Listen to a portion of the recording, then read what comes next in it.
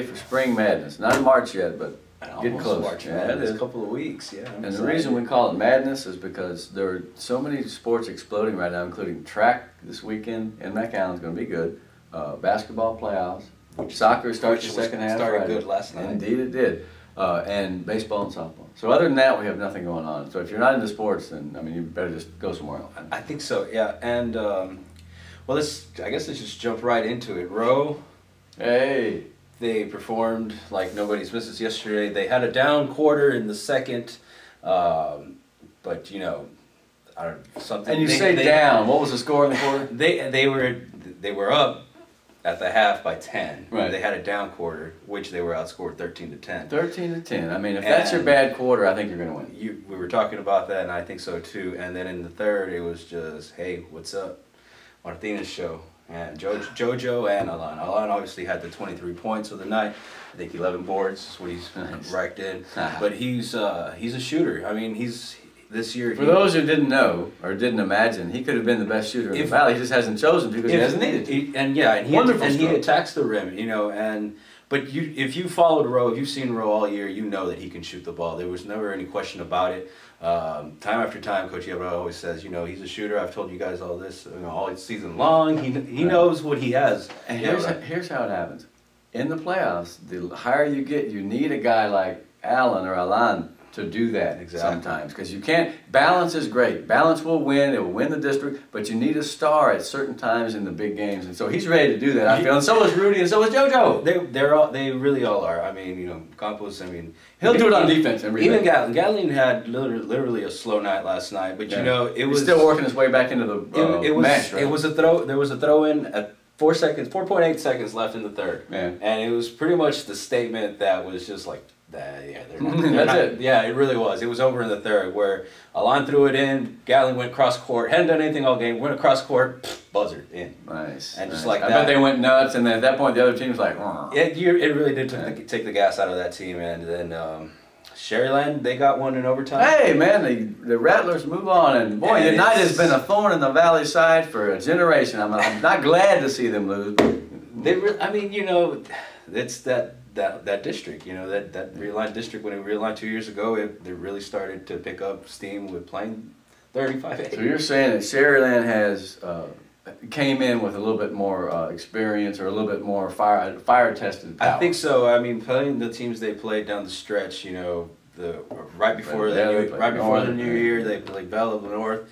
Them doing that little round robin type of deal between the top teams in that district, you know, not to exclude Donna in this, but Donna was good. Exactly, and is good. Exactly. And but I think that really did test them out. And versus United, who has a good United South team we're going to talk about, but other than that, Del Rio, you know. So in other words, we had a better district. Them teams are more ready to play. Exactly. So it sets up a rematch between Roe and Sherryland. The difference in Roe dismantled them by 20 in November. And November is a time when if both teams aren't at full strength, then it almost doesn't count. And that's not to take Sherryland aside of it, but you just, you know, the team they are now is a lot different than the team they were then. So they'll have different goals and different approaches. I think the difference in that matchup is going to be keeping Pistocaccia. I know he's just coming off an injury, but so is Gatling. You know what I mean? He's coming off an injury also. Pistocaccia needs to stay out of foul trouble. Fouling out's a big problem because if he leaves the game against Roe, they will not win. Exactly, and I still see Roe winning in this one. When he's in the game, what does he have to do? Talking about Jesse, the newcomer. Shoot again. I mean, that's the thing. Both of these teams, they have that one player that they can either attack the rim or they can shoot from the outside. And what are they going to do that night? I mean, it's up to them. And what's the difference is that Roe has more polished players in the complementary group that are able to score and defend, etc. Sherryland is coming together. But they've had a load of turmoil. They've had a new guy. They had the coach. It may be too much to ask for them to play their best game against the best team in the Valley. But if they do, I feel like they can compete. I will say that. I don't want to get too ahead of ourselves here. But what a great game. That's a game of the year. I mean, but speaking of, tonight I believe North and PSJ will advance and set up a great match for the weekend as well. Indeed. You've got a lot of guards like we were talking about. Guard rich, man. That's really where it's at. I mean, What would you think PSG would have to do to? I know we're getting ahead of ourselves, No, but okay. I mean, I think that's where the matchup. If they don't, if that isn't the matchup, we'll come back and say so next week. Yeah. You can call our complaint department in Portugal. It will boil down to whether PSG can hit threes, in my opinion. Okay. Because that North will hit threes. North will hit 3 or 4 and a quarter, and they'll blow you out. And then they'll start playing defense, take the ball, go for layups, you're down 20. Okay, so PSG has to come out fast. They have to shoot the ball well from the outside, or they're not going to win, man, because North is a superior club, in my opinion. I got you. Well, so then that would set up what Mancias, let me, go ahead. parenthetically, Mancias is the type of guy that I don't think there's a better one-on-one player maybe in the Valley than him. He can get his shot in a heartbeat. He gets to the free throw line. So, unfortunately, sometimes a better team might have a problem with one superstar that has 35. Yeah. Seen it before. One time Rio had a good team in the 70s. They went and played West Oso in the playoffs, who had Jerry Davis, who was 6'6", and he was an amazing player. 4 years at the University of Detroit. Got drafted. He had 55 against him. Or 58. So, I mean, you can't win a game when a dude's going to hit 40 points on you. I mean, no one's going to hit 58, but if Mancias can get about 35 or 40 and have a special game that you'll always remember, then they could win that game. Also, well, tonight, let's move on a little bit. It's setting up Harlingen and McAllen Memorial. Wow. Okay. We were talking. Interesting. You were saying Harlingen's a little bit down, and I think Memorial can pull it off. They've got the size. If they can just feed it down below and they can get the baskets in, I think it makes a great matchup between those two teams. Here's what I think. Memorial is more consistent, more steady. They've had their lineup together. They know who they are. Harlingen has had a series of injuries. They lost Cervantes for a while. This guy's been in. This guy's been out. They got 2 sophomores. If they like Sherryland, if they can play like they can play, then they'll beat them. But if they don't, and I don't know if they will, I think Memorial has been better all year. They haven't had that ups and downs that Harlingen did. But Matthew Cervantes in the middle for Harlingen is one of the best posts in the Valley, so you got to watch out for him. Okay, so Pick 'em. It's a pick 'em. Yeah, it really is. It really is. Like I said, Hey, the McAllen's got home games. That's a good lick. You got to love that. And Mac High is going to need that home court advantage because Harlingen South is pretty much clicking on all cylinders right now. Yeah, they got healthy. We talked about Sherryland, we talked about the other team. They got healthier a little bit sooner. They got together a little bit sooner. Right now I feel like they're playing tremendous basketball on defense, and their shooters are great. Preciado is back, by the way, from his 3 weeks out. I think it's the best team in the Valley next to Rowe, and North. So it's going to be hard for Mac High. They just got to come out and not be intimidated. See, if they come out and they play tentative, they're going to get killed. Yeah. But if they come out and play as well as they can, then they'll compete. Because they're a playoff team. Yeah, they are. So we'll see what happens. It should be a good slate of basketball games for tonight, to say the least. 3rd round, though. This is where it's at. It could be North against who? Alexander, probably. We figured it out. Yeah. I mean, that's our bracket. We have a bracket here. Yeah, I got North. Send here then. I got North and Alexander. But South and Rowe is the game of the year. All right. I mean, those to me are the 2 best teams, parenthetically North, that we have. That would be cool. Yeah. Now, if any other team wins, I'll be glad for their kids and their programs and their coaches. But just as fans, it's like, when you start looking, you're like, oh, these 2 are awesome, and there they are. Yeah. That's a great game. Yeah. So they played at Pan American. Yeah. We'll see what happens. It's exciting to say the least. It just started, thank God, and hopefully we can see a couple 4 rounds. Yeah, I think we might. I think we have 3 teams that are capable of doing that, and if any of the others emerge. Vela against United South tonight needs to be careful. Yeah. Because United South has gotten better every year. They got more size this year. They used to be just a little bunch of greyhounds that shoot the ball, but now they got some big kids. And so this is a test for the SaberCats. I feel like they can win, playing out in Rio, but I feel like they need to grow up tonight and play a playoff game because the girls, whom we're going to talk about in a minute, did not do that well in their playoff game, their 2nd round. I got you. Well, let's just go young ahead. Teams. Yeah, let's just go ahead and jump into that. Only a couple of teams. There was a couple of teams in the girls. Yeah, well, there's a couple of teams left. Not in our distribution, as they like to say, but Westlaco gonna win though. Yeah, they're gonna win this one. You were at the Vela games. So we can talk a little bit about that. First thing to say is that Kim Edquist of Los Fresnos is one of the most veteran coaches in the Valley. She's a phenomenal teacher and disciplinarian. She's 30 years.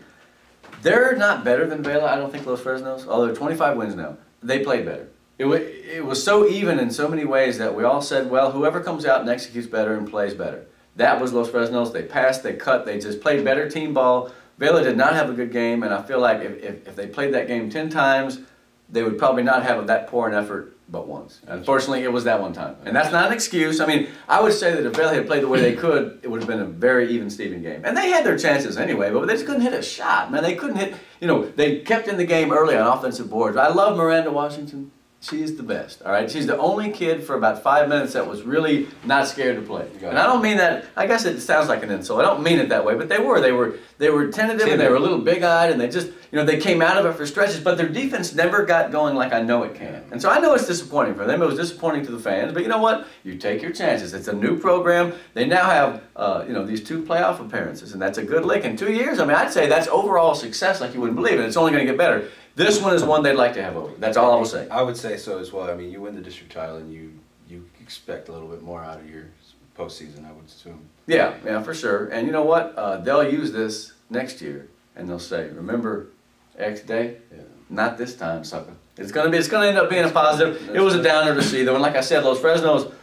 Amanda Ramirez played a great game. She was the one player on the court. You know when you go to a game and there's one kid who wants to win more than everybody else? That was her, number 12 for Los Fresnos, and she was unbelievable. She was hitting jumpers, she was playing defense, and she was getting in people's faces like, "Let's go!" I mean, I got this picture of her where she's just freaking out. Baylor didn't have that kind of intensity. They were too busy looking and saying, "Let's try this," instead of just playing. Well, all right. That's I'm all mad. That's pretty much basketball for the weekend. Yeah, the girls all went out, man. And now Baylor did win a playoff game. Yeah. Economies lost by 5. They had a good effort. They played probably the best of anybody.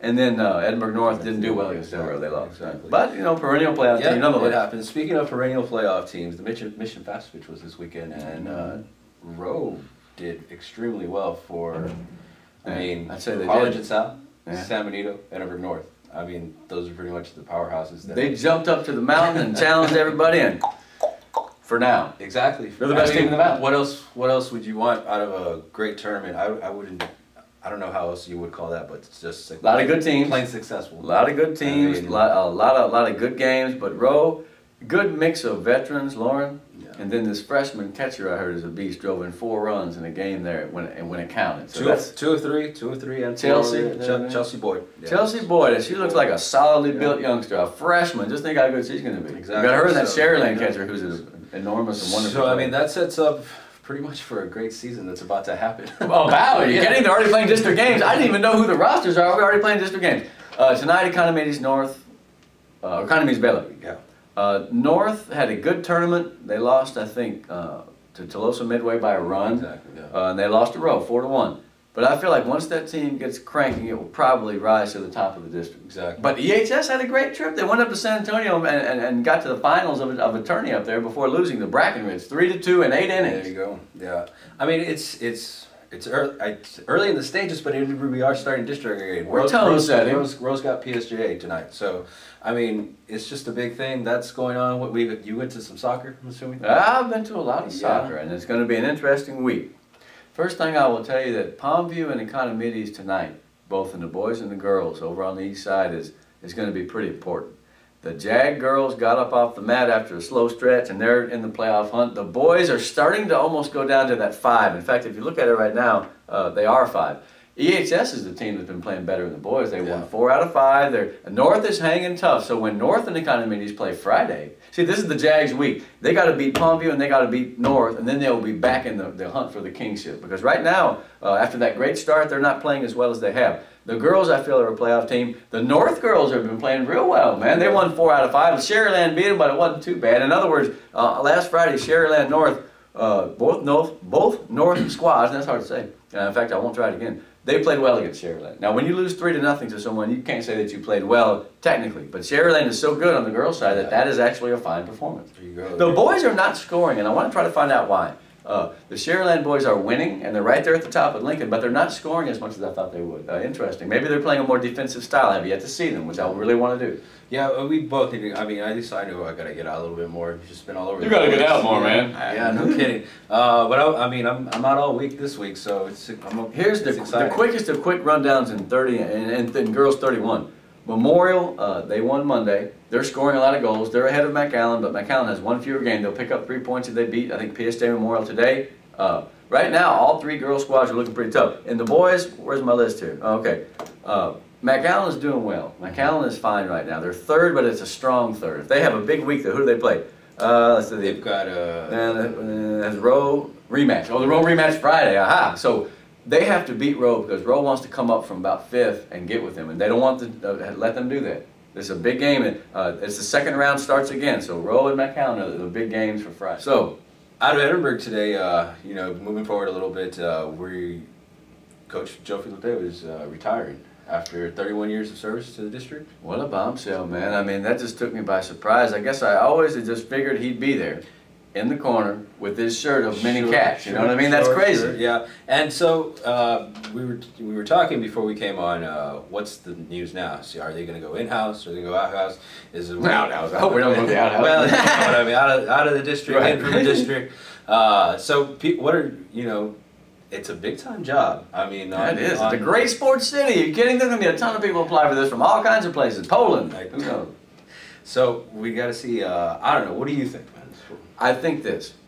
I feel like for the sake of continuity and camaraderie and kind of the city spirit, it would be nice if we could have someone from here. Gotcha. Or who's been here a while, who works here. From Edinburgh. I mean, that no, you know, and I don't know, and I'm not saying I think there's a candidate, I'm not, you know, being ponderous. I'm just saying that I always enjoy if we have as many people as possible with as much tie to the area. So it makes it cooler. You can say, oh, this guy now coaching them, played for them back, like Mike Salinas, man, he played for EHS, and I told you that. I like those stories, right? So if you go from outside, it doesn't mean you won't get a great candidate, and you might get a person that ends up being a wonderful guy, much beloved, etc., and so be it. But it won't be a Robert Vela, who played for EHS, and then became later the coach of EHS, right? Those are the stories, and I'm not saying they're better or worse. In this particular case, he was better, obviously, than most. But I just like those kind of poignant, heartfelt. That's community to me. You bring a dude from outside, and who knows who we, you know, I mean, he'll probably end up fine, but it's just not the same to me. It sticks to the model of the newspapers, because after all, we are still a newspaper first. I forgot about that. It sticks to the model of the newspapers with community as far as it's concerned. That's what we're about, man. Now, if people come in from outside and do a great job, and they're good with the kids, and they become a part of the group, then it's fantastic. I'm not some xenophobe that doesn't want someone from outside. Exactly. The thing is, I just don't want this to happen. Sometimes if you start hiring more people from outside, then you start thinking to yourself, maybe even subconsciously, that the people that you have aren't as good as the people who you're hiring. And I don't think that's a message that would be sent if we hired someone from outside. That's where EHS went with the football coach, and I wish him all success, and I can't wait to meet him. My point is, make sure that we have plenty of candidates here that are of good quality. So if they get the proper vetting and the chance to stand and throw their hat in the ring, as they used to say, then I'll be satisfied. Absolutely. What I like, and if they do go with the outside choice, which is totally possible, it says something about the community, though, that people want to move here. You know what I mean? And I think they will, because Edinburgh is on fire right now and everything. People want to move here, and they want to go, and they want to go where something's new. I mean, we have the new university. UTRGV. Exactly. And the sports dynamic in town has been very, very good. And it's girls just and growing. It's just growing. Obviously, there's somewhat of a controversy with the redistricting of all Somebody this. says that. But never going to discuss that on this show. I don't know. But it happens. You know what I mean? So. Now the point is, are you going to go in-house, or are you somebody from the outside? I will end it with a surmisal. I'm not being personal about anybody, exactly, you know me. Exactly. One team leaves the district, which kind of upsets the dynamic a little bit.